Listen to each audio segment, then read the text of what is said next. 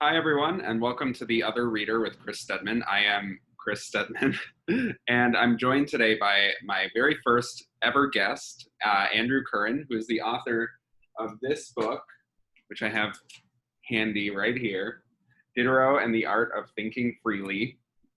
And today's conversation is going to be all about the art of thinking freely. How do we do it? What does it even mean to think freely? And in particular, how do we think freely in moments when that's particularly difficult, when the circumstances of the world make thinking beyond how we've sort of been made to think feel especially difficult? So I'm hoping Andrew will be able to help us answer some of those questions. Andrew, thank you for joining me today. Well, it's a pleasure. I'm honored to be the first contestant on your show. Contestant. Oh, well, if the contest is helping me learn how to think freely, then I wish you luck. Thanks. Wonderful. So, I have to say, first of all, that I enjoyed your book so much. I tore through it really quickly. I learned a great deal. I have to confess I was not super familiar with Diderot, so I'm a good reader for this book because I walked in not knowing much and I walked out knowing a great deal. But I'm going to go ahead and assume that a fair number of people who are watching this conversation right now have not read your book and may not have much familiarity with Diderot. So I guess first of all, I would love to hear just a little bit from you about who he was and why he's worthy of a full book subject, and what drew you specifically to him and to writing this book. Great. So Diderot is an 18th century philosopher, which sounds very dry, but he's much more of a kind of engaged philosopher engagé these days. He really, it was kind of the driving force behind the Enlightenment era in France. And he is very interesting because he did so many different things. He was a polymath, worked in all different disciplines, a polygraph. He worked in all sorts of different genres.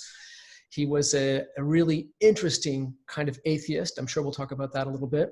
And he was a wonderful writer who pushed the boundaries in so many different areas. And what I really love about him is, he was born early in the century in 1713 in a very, very small town.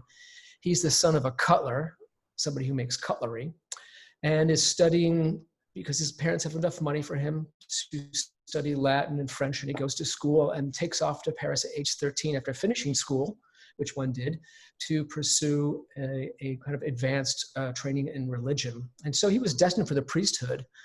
And, he gets to Paris, which is full of free thinkers and atheists and skeptics, and his ideas change radically. He drops out of the Sorbonne, which was the theology faculty of the University of Paris at the time, and then goes on to do the great encyclopedia. So if people have heard about Diderot, it's probably because he did the encyclopedia. He was the co-editor of the encyclopedia, for which he wrote 7,000 articles.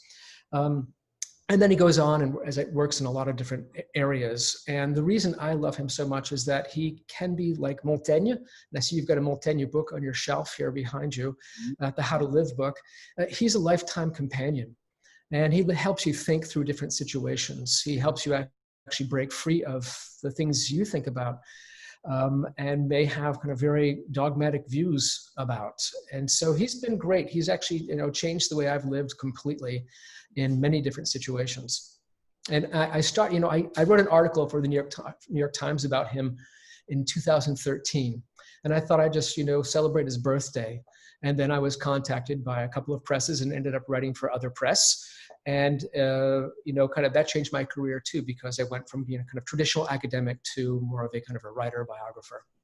Yeah, I was going to say, I would actually love to hear, you talked about him as this sort of lifetime companion, someone who you can journey with and help you sort of challenge your own thinking.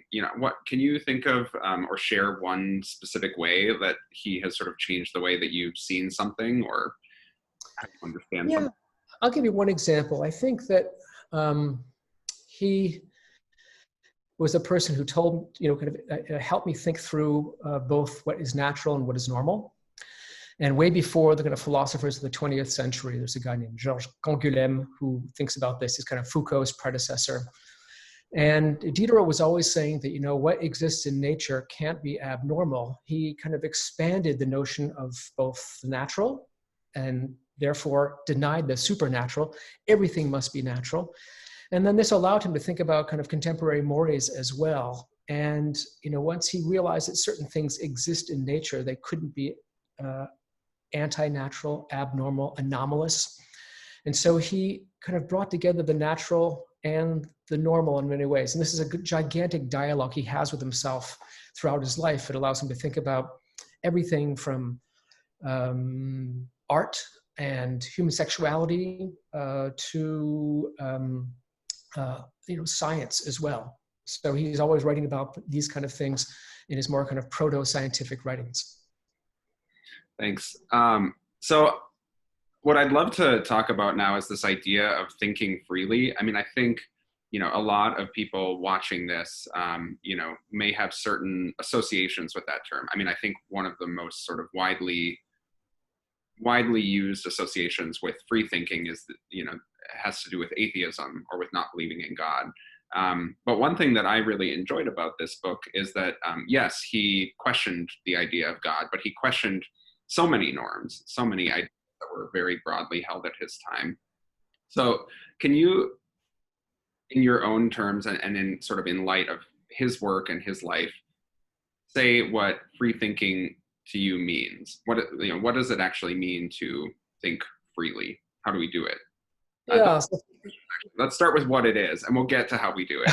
Okay, very good. So let's go, first with what it is. And I was actually going to start there anyway. So if you went back to a 17th or 18th century dictionary, you would see the term free thinker or libre penseur in French. And that was associated with an entire kind of intellectual tradition of libertines. Today, we think about libertines as being people with kind of dissolute sexual kind of behavior or something like that, the kind of the rake. And the libertine was associated with free thinking initially. It had nothing really to do with sex, although it got there as well when they deconstructed sexual mores. And of course, you could also almost say that the idea of being a free thinker was somewhat synonymous with being a heretic. Now, we think of heretic also, these terms have shifted a little bit. Heretics, the definition of heresy in the 18th century is really interesting. It's somebody who has opinions of his or her own, which I think is fascinating. Mm-hmm. You should not have an opinion, right? And, to have your own opinions about certain things means that you are transgressing on a certain level. You're not obeying orthodoxy. And, as I said, he grew up in this very religious household. His brother became a priest, and a very kind of important priest in his hometown of Langres, which is Langres. His sister becomes a nun who dies in a convent. His wife is very religious. He's surrounded by religiosity. And this was a world of fullness for him, incredible fullness and meaning. And so for him to actually become a free thinker was a wrenching process. I think most people who are free thinkers don't have to invest, maybe a present company accepted, invest the time in deconstructing the huge kind of intellectual context around them in order to think freely. It's very difficult. And your second question? Yeah, so if thinking freely is stepping beyond the conventions that are reinforced, by institutions that we belong to, identities that we hold, these sort of broader cultural narratives that we're a part of, how does someone do that? How did he do that? But, just because we live in a different time than he did doesn't mean that we don't have immense challenges of our own when it comes to thinking freely, to thinking beyond the ideas that we not only inherit, but the sort of, that surround us at all times, the kind of water that we live in. How did he do it, and what hope is there for us? Yeah, the second question is the harder one. What I can say about free thinking in the 18th century is that it was kind of like a virus, people kind of saw it as a kind of almost like a countrywide malady, something that poisoned people. And there's lots of metaphors of contagion from being a free thinker. And I suppose that maybe we'd find that today in certain areas that, I've actually saw a post about communism being something kind of contagion that's kind of still ripping through society and causing all sorts of damage last week.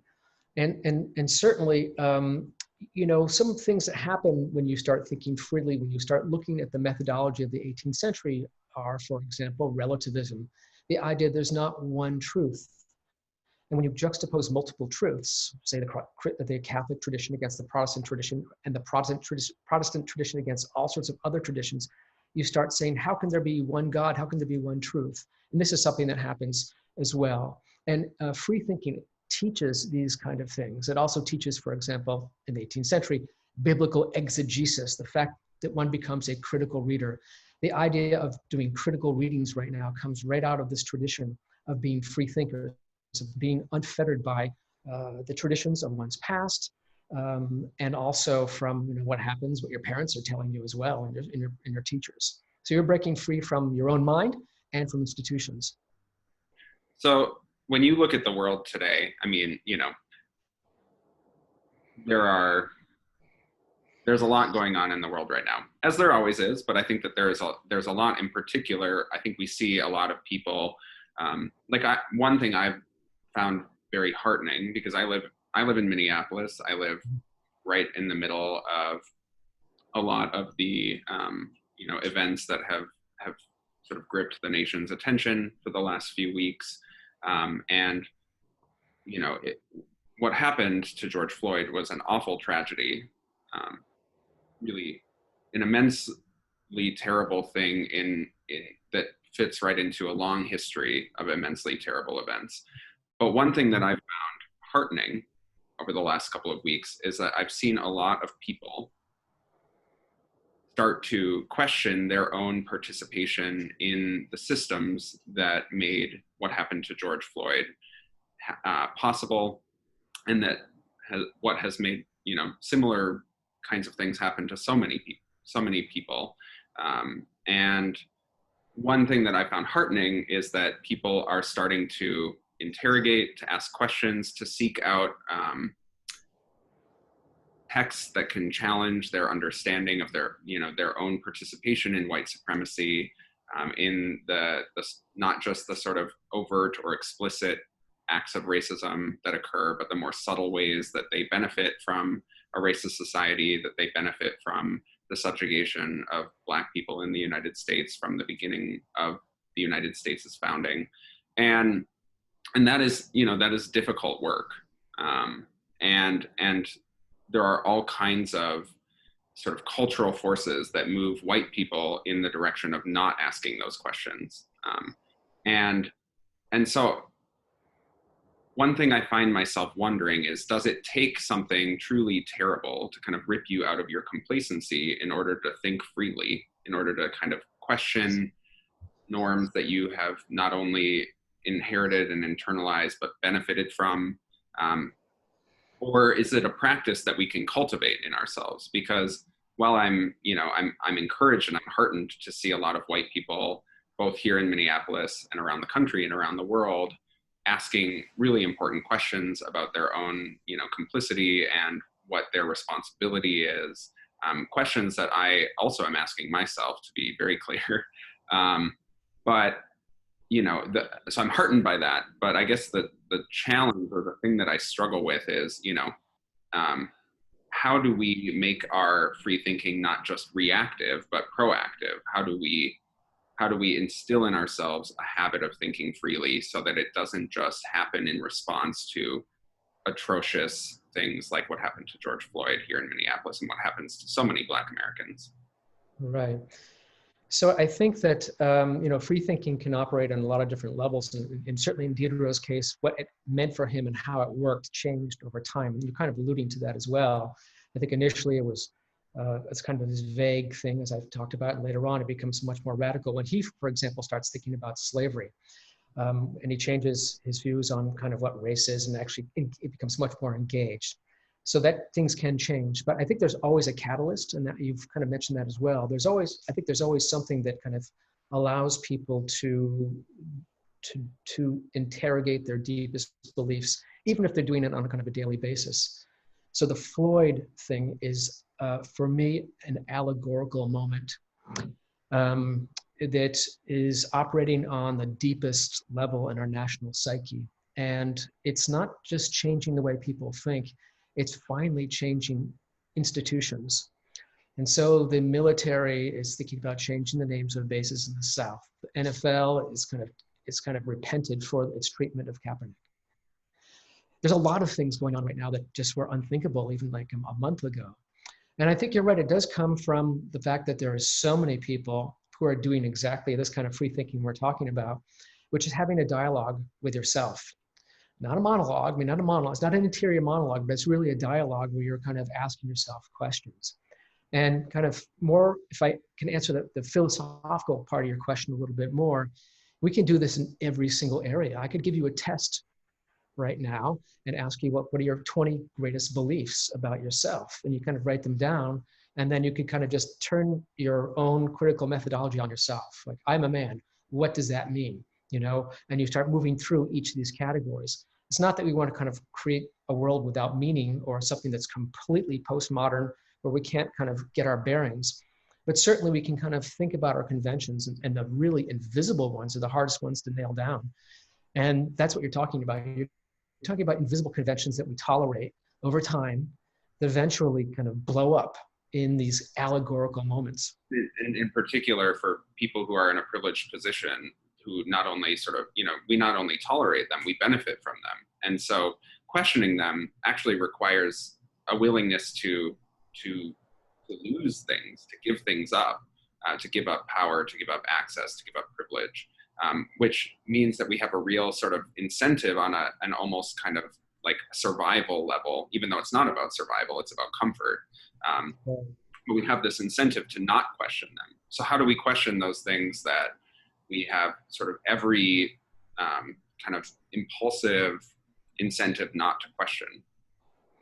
Well, I think it's much easier for people who are in their 20s, and this has always been the case, right? Revolutions are not run by 70-year-olds generally, unless someone takes away Social Security. But people in their 20s are the ones who are in an optimal place for thinking about these things, because they've rejecting a lot of the norms and conventions of their parents, and even without maybe not even being aware of some of the things from which they benefit.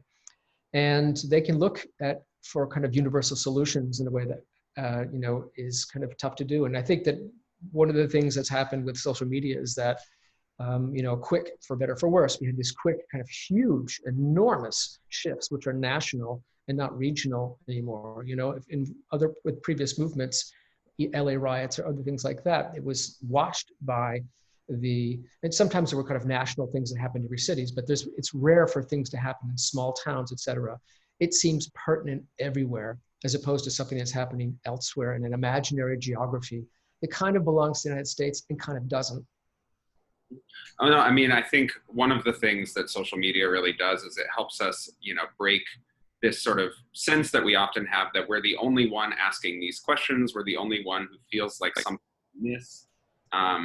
And, breaking what is often called pluralistic ignorance, this, when you're not aware that other people have your same questions or your same identities, helps us break out of some of those, those conventions. But I wonder, if to bring the conversation back to Diderot, how did he continue to think sort of freely and to push conventions throughout the course of his life, even as he left his 20s?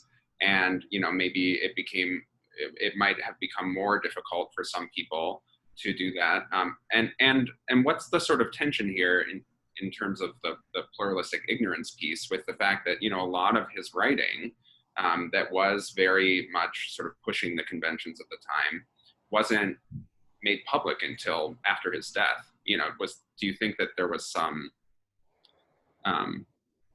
is there some tension there with, what he felt like he could sort of share with others?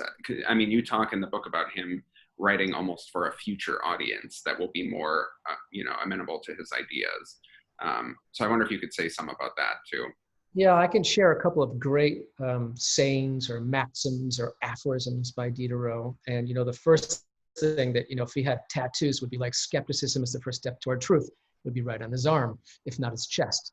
And the other ones, which are, I think, really, really important for him, when it comes to writing from the grave, is, one does one's best writing from the tomb, and posterity is, for the philosopher, what heaven is for the man of religion. And so there was always this idea that he would be writing for a different era, for better or for worse. He also thought toward the end of his era that things were really going down the toilet, and he was going to, his huge encyclopedia was going to be a repository of knowledge that might allow civilization to kind of look for examples from the past later on, if everything just really went to hell in a handbasket. So the interesting biographical side of this whole question is that, he was a wise ass initially and ran around. He was a scoundrel and a rascal. He wrote this great book called The Indiscreet Jewels, which was essentially the vagina monologues, written in the 1740s, where all these different female organs are talking about their sexual adventures. And, we can maybe talk about that later. And this was, of course, a scandalous thing. People found out he wrote that. And he also wrote a book that refuted the existence of God. He gets thrown into the slammer at age 35 in 1749. And he's told, if you ever write anything like this again, you will go to jail, not for 3 months. And it was a cold 3 months in the fall of 1749. You go to jail for the rest of your life. And at that time, arbitrary imprisonment was, could happen quite easily. So when he gets out, he's got to be quiet. And so he's doing a couple different things. Sometimes he's writing anonymously in the margins of his friends' books. Sometimes he's participating in these incredibly contentious books of kind of atheist ideology, which were printed in Amsterdam and came back into France. He didn't like that too much.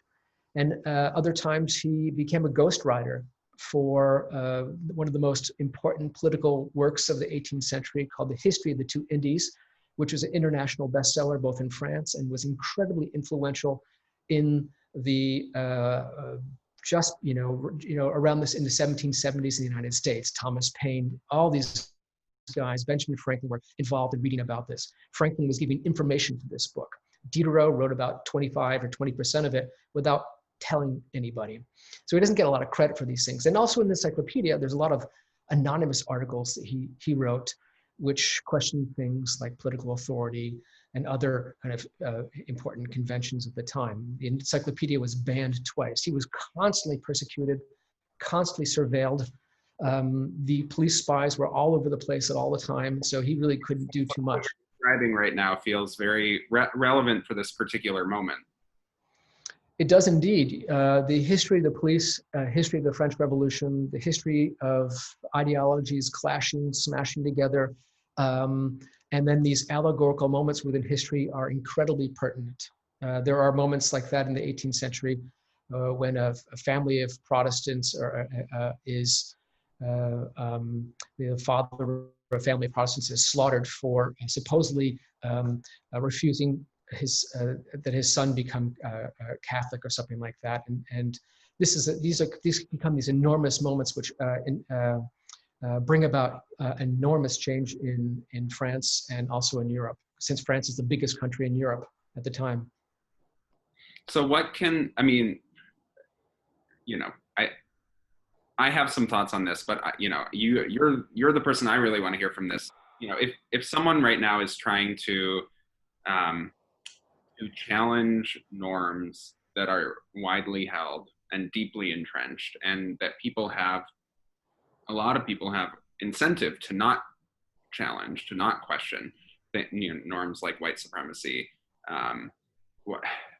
What can people who are trying to not only cultivate free thinking in themselves, but also in others, learn from Diderot, from how he did it, even though the world that he lived in was very different from the world that we're in now. And in particular, I wonder if you can talk about what you started getting at in your last response, but in particular, looking at how, for him, it often came at great personal cost.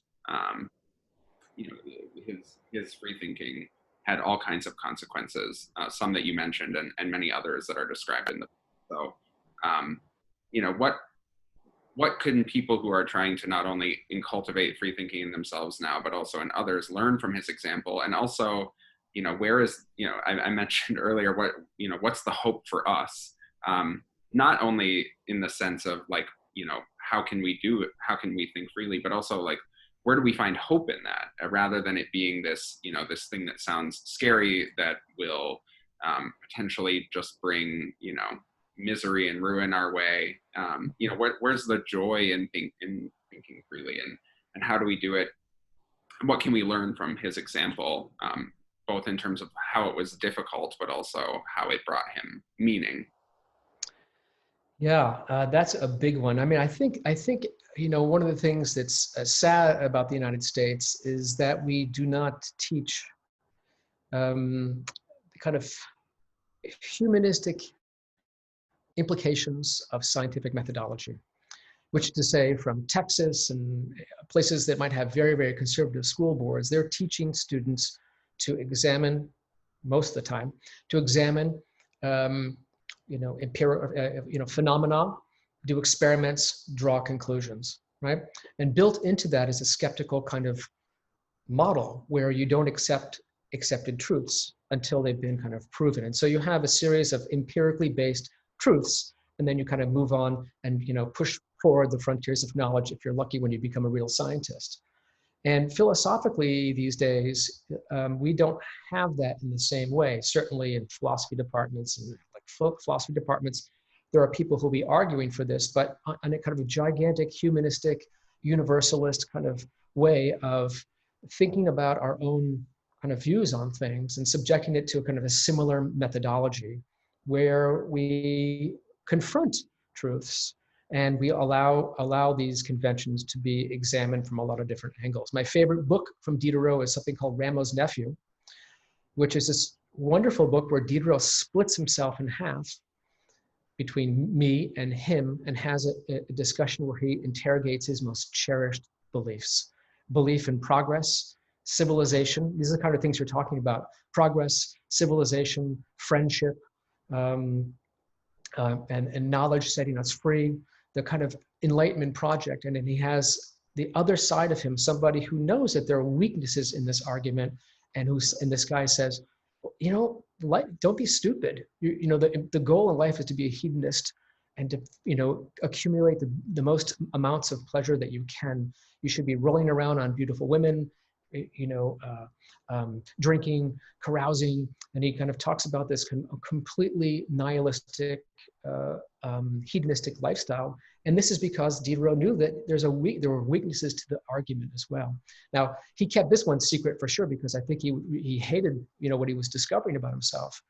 But he certainly kind of went in deeply and had that kind of a dialogue inside his own head. I don't know how we inculcate that method. It's very difficult these days. The one bit of hope I see is that, and if you asked me this yesterday, I would have said, I'm not sure. But the fact that these big institutions are actually rethinking who they are. And for the long time, the way the United States functions, which is such a kind of media-driven society, the fact that the NFL and the military are working on these kind of questions right now, have the effect of insulating us from the most pernicious sides of contemporary thought coming from the White House. But we're not going to talk about that. Yeah, I mean, maybe it's just in some ways, and this actually leads to a question I really wanted to ask you about, but in some ways, like, I'm a skeptic through and through, and not always like in a way that serves me. I will sort of interrogate my own in ways that, there's a lot of benefits to this, but I'll interrogate my own thinking over and over and over again to a degree that makes it sometimes hard to even, sort of know where I stand sometimes on things. I'll sort of turn everything over and look at it from every sort of possible counter argument. You're blessed. You're blessed. Well, but so even as you're talking about this and you're talking about these institutions that, have so much invested, institutions in general have so much invested in not changing, and in particular in not changing in ways that, challenge the sort of very core of who they are. So even as you say, you find hope in this, I find myself, that little skeptic in my head being like, but will they, will they really fundamentally change? Will they follow the process of change, even if it leads to, an end that causes them to have to really sort of reimagine what they do altogether? And I'd like to believe you're right. And I'm not saying even that you're necessarily making that claim, actually, but I still hear that little voice in my head saying, I'll say this very quickly. I distinguish those institutions from, say, IBM, for example, because the constituents who are very interested in making these changes actually are the heart and soul of both of those places, the NFL and the military, to a certain degree, right? So they actually need that to function. So there's a self-interest side to that whole thing, whereas IBM, window dressing. I'm totally with you. As for skepticism, it's great to actually talk about that because there are different kinds of skepticism, right? There are the skeptics. I sensed it on the tip of your tongue. Skeptics, you can be a skeptic who questions everything and believes there's no possibility of truth. And then there's skeptics who say that you start off skeptically and then you weigh the evidence and you question your most cherished beliefs about the evidence, but it does allow room for some kind of answer toward the end. And you're just in the process, as we all are, skeptics. All skeptics like us are in the process of always weighing different things. And I think that's it's nice to be a relativist because then you can get along with a lot of different people and not be dogmatic. I'm a foe of dogmatism. Yeah, but also, I mean, this is the thing about Diderot is he was deeply skeptical of everything, and even willing to apply that skepticism to his most cherished beliefs, which is a profoundly scary thing to do, especially when those beliefs are entangled in your identity, your relationships. But he also was not at all, he wasn't lacking confidence in his opinions, even if he was willing to sort of, turn a skeptical eye. And so I think he's a good example of how skepticism doesn't necessarily preclude having, things that you're deeply passionate about, beliefs that, because I think what can sometimes is you become so skeptical of, anything that you don't feel like you can really take a stand on anything at all. But that's not the only sort of shadow side of skepticism, right? There's this, and I won't say much because I'd like to hear from you on this, but there is this sort of growing skepticism of various gatekeepers, sort of the media, and this is skepticism that is encouraged by certain political factions, to we hear the refrain of fake news all the time, and it's a skepticism that in some ways has its roots in some truth, right? I mean, there are the people who shape our media narratives are people, and they're and they are sort of influenced by their own particular biases, and these are all things that are true, but the skepticism becomes sort of wielded as a kind of weapon to polarize people. So this is this other sort of I think bizarro skepticism, if you will, that I would love to hear you say a little bit more about. Yeah, so there's three things I want to say about this. First, I want to quickly go back to Diderot himself, because you make a really good point, and there's so many different variables when it comes to how you kind of disseminate or kind of relate to skepticism publicly. And this guy was an absolute genius who would come into a room and hold forth on 1,000 different subjects, and really, in many ways, was an amazing talker, but wasn't a great conversationalist. He was wonderful, warm, and generous, but his mind was just so powerful, and he had an incredible memory. So he would actually synthesize all the contradictions of his era and kind of hold forth in front of people, and they were just slack-jawed at his brilliance. He was really just astonishing. And he was a big guy, and he was actually fascinated by looking at kind of who he was as a man. And for example, he talked about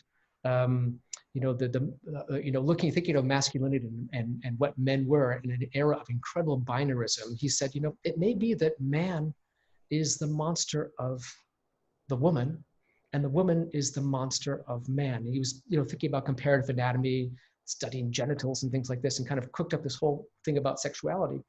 And I didn't rehearse this with you, I'll say, but there's a passage I want to read Yeah. from a moment where he was actually kind of doing this. I picked two passages that you might possibly want to hear from if they came up, and you just hit on one of them, and I read. And this is a moment where he's talking about You were homosexuality. skeptical, I understand, but this really wasn't rehearsed. Not rehearsed, but this was in a moment where he was talking to his mistress about how hard it is to talk about certain things. And he's talking about his epistolary relationship with her, the fact they exchanged many, many letters, and how hard it is to talk about that.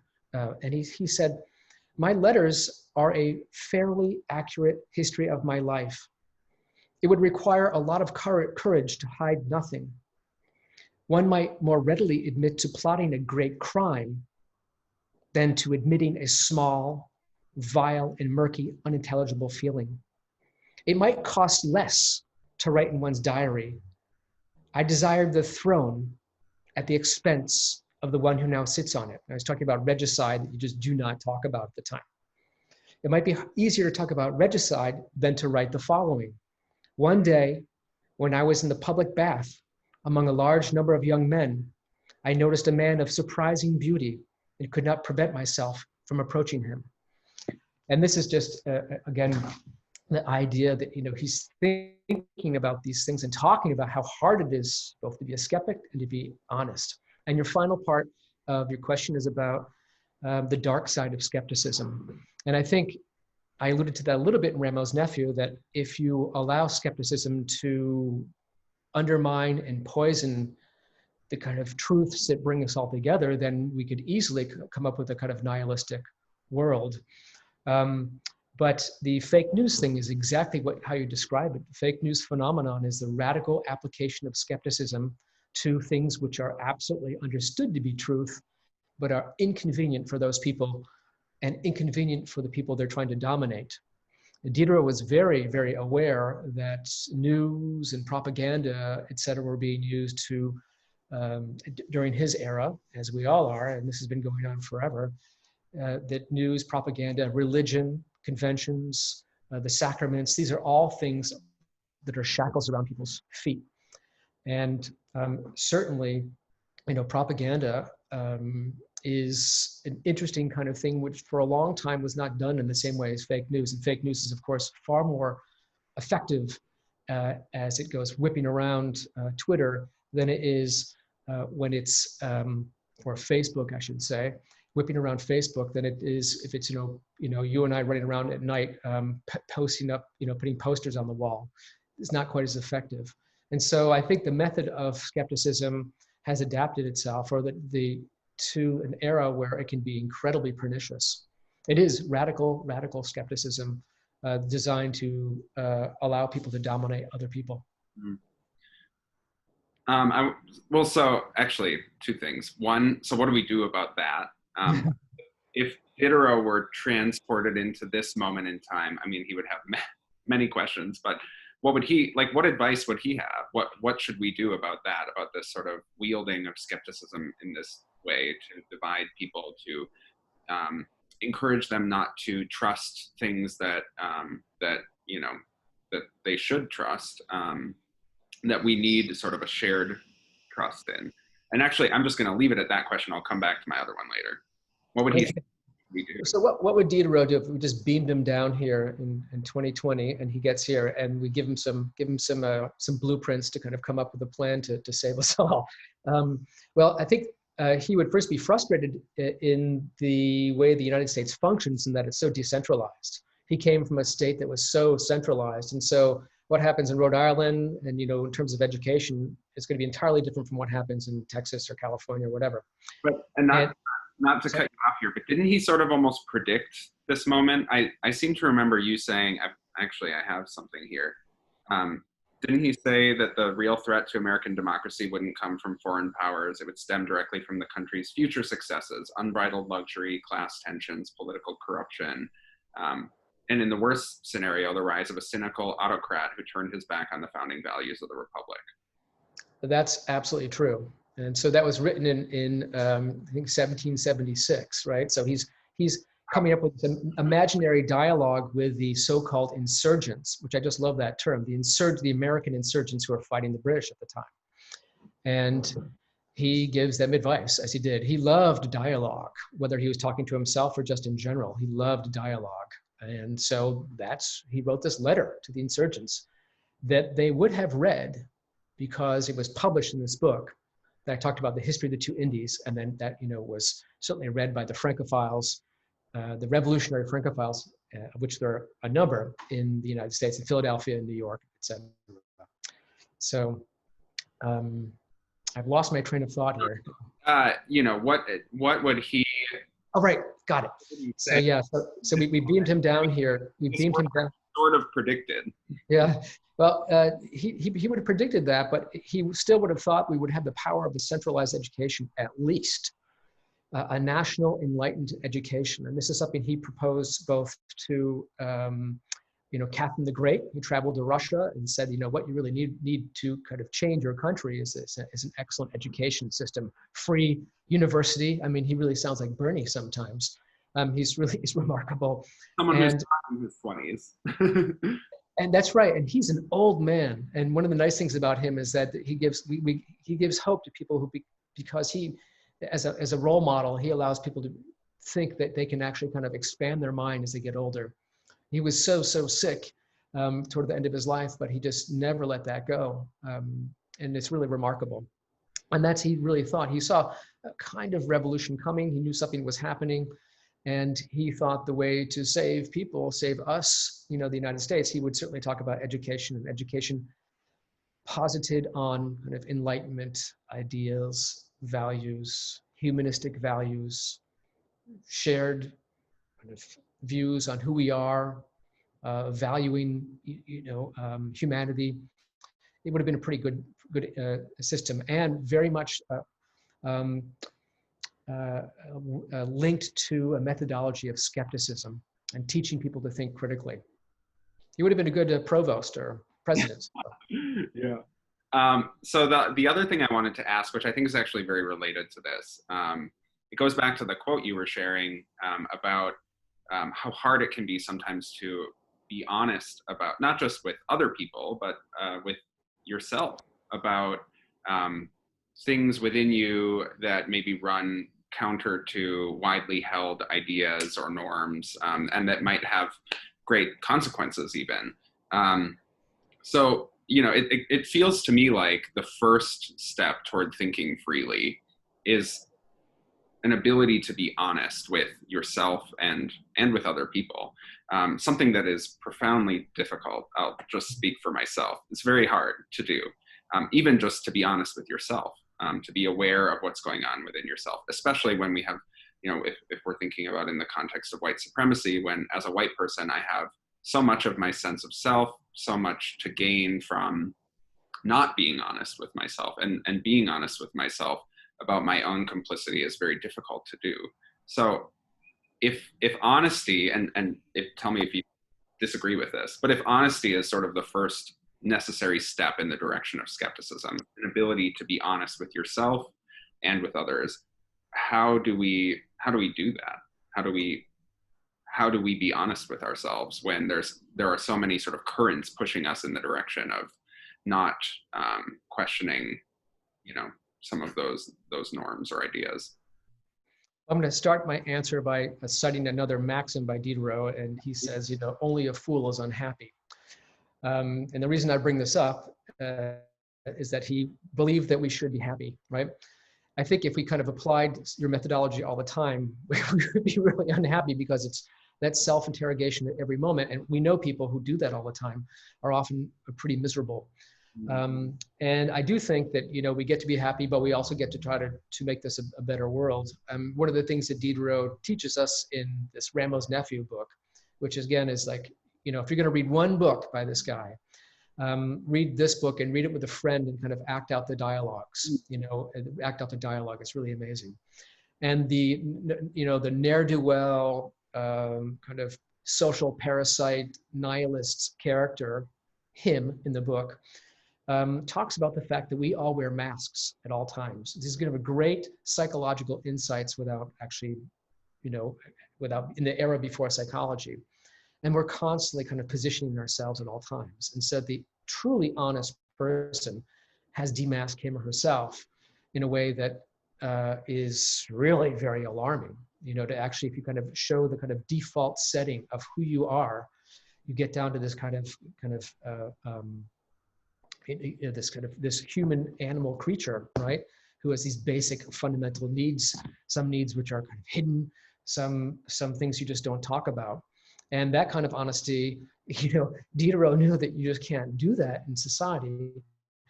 But this guy him talks about it all the time. He said, let's all be, serious. The best thing in life is going home at the end of the night and having an awesome shit.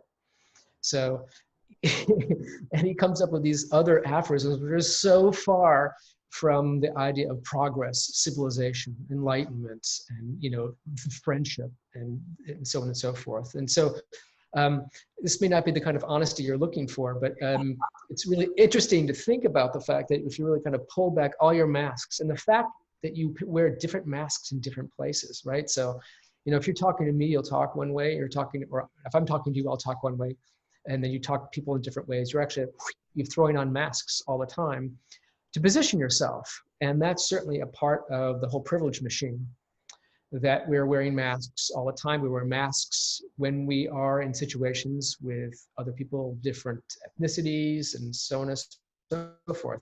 It's very hard to subject oneself to all this, but I think that it's actually can be a really interesting time and a fruitful time now, because there's an emerging consensus among a significant population that we need not only institutional change, but a national recognition of the way that people have been treated for a long time.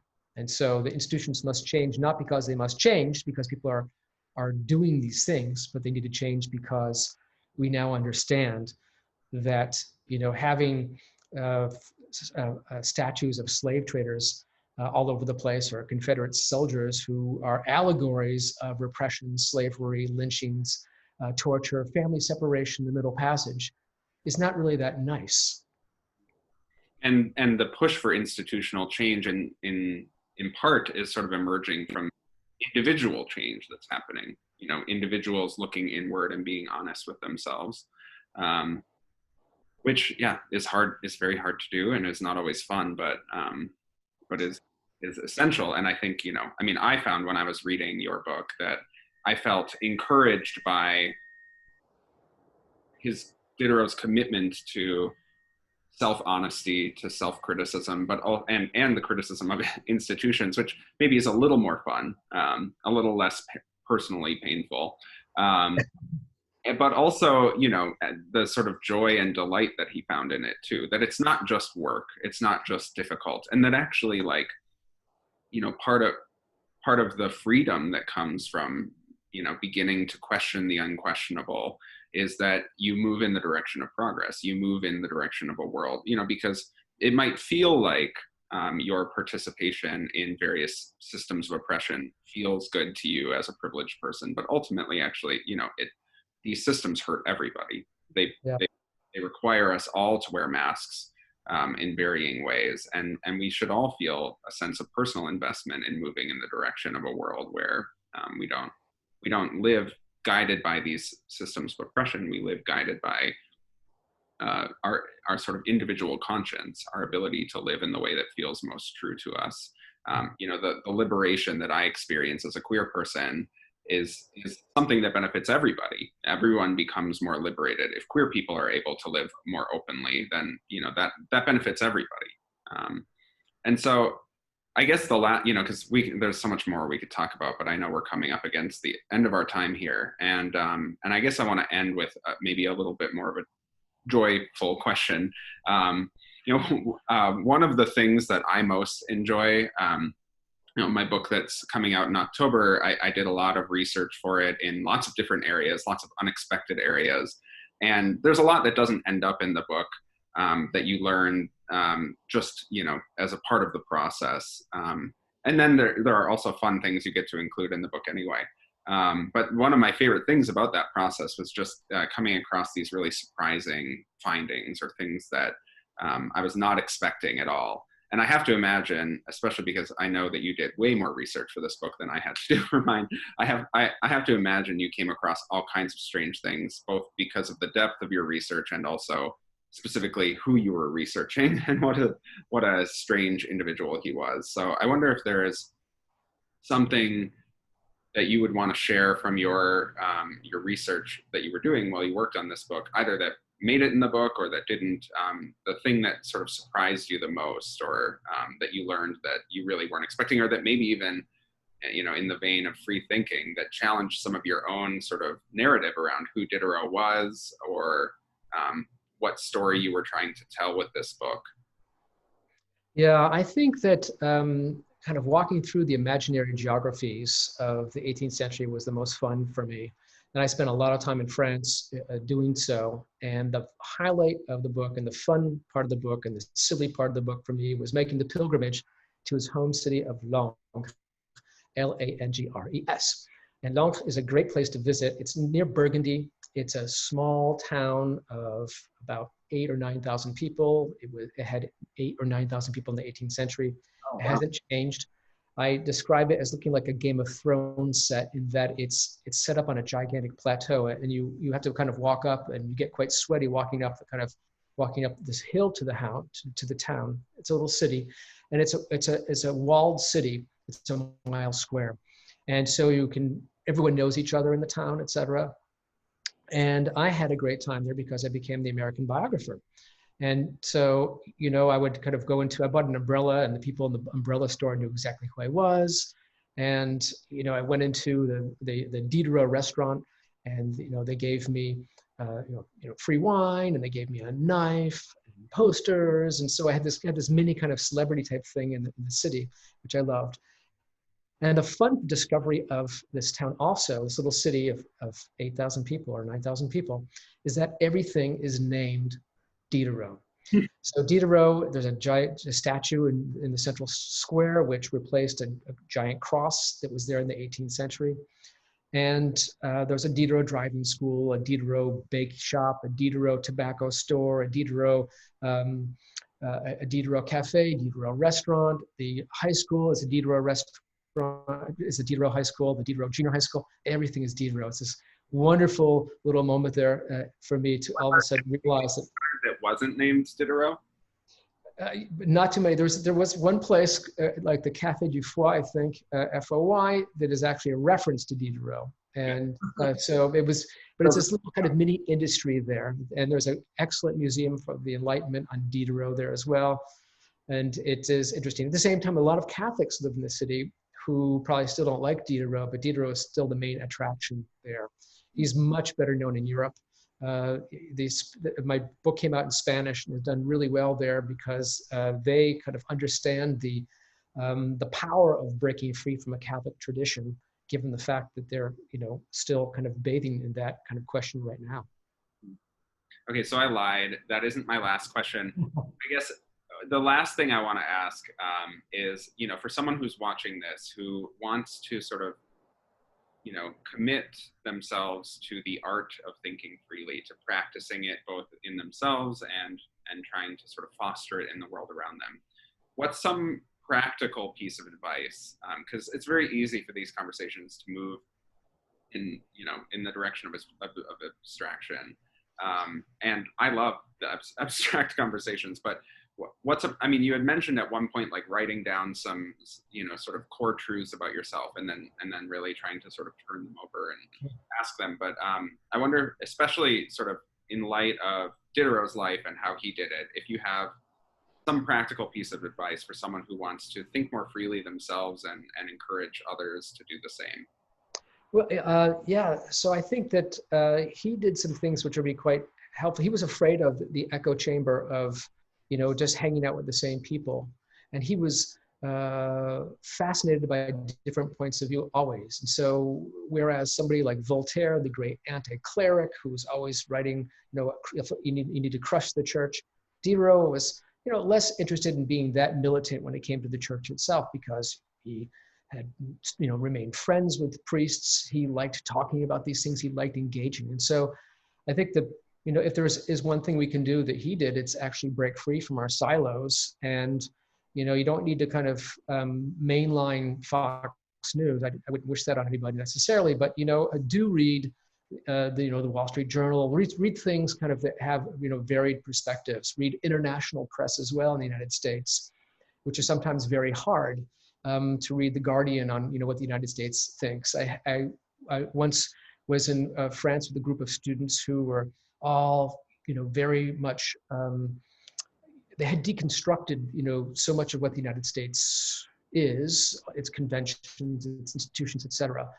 But they saw a play put on in France where they were kind of trampling on the flag or something like that, and it's as if they were super conservative. It was so funny for them to actually confront something that was, farther more radical than who they were at that time, and they were actually very patriotic.